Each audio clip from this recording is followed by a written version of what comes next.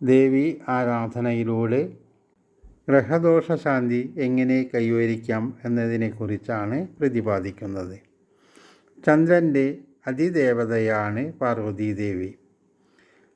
നാനാനാമങ്ങളിലും രൂപങ്ങളിലുമായി ദേവിയെ ആരാധിച്ചു വരുന്നു.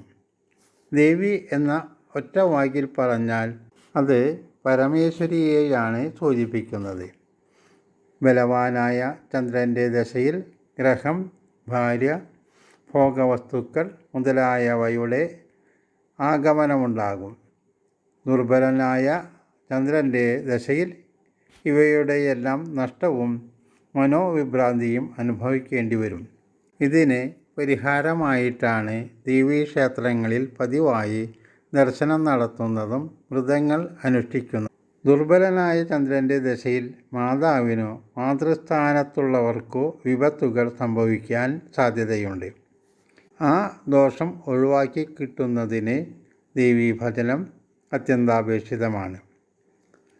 ലളിതാ സഹസ്രനാമസ്തോത്രം, ത്രിശതി, അഷ്ടോത്തര ശതനാമസ്തോത്രം, ദേവീമാഹാത്മ്യം പാരായണം, ദേവീ സംബന്ധമായ മറ്റു സ്തോത്രങ്ങൾ തുടങ്ങിയവ ജപിക്കുന്നതും ഉത്തമമാണ്.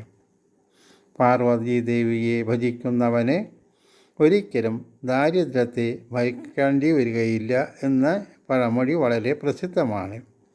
സന്തുഷ്ടമായ കുടുംബജീവിതം നയിക്കുവാൻ നമ്മെ പര്യാപ്തമാക്കുന്നത് പാർവതി പരമേശ്വരന്മാരെ നിത്യാരാധനയിലൂടെ തൃപ്തിപ്പെടുത്തുമ്പോഴാണ്.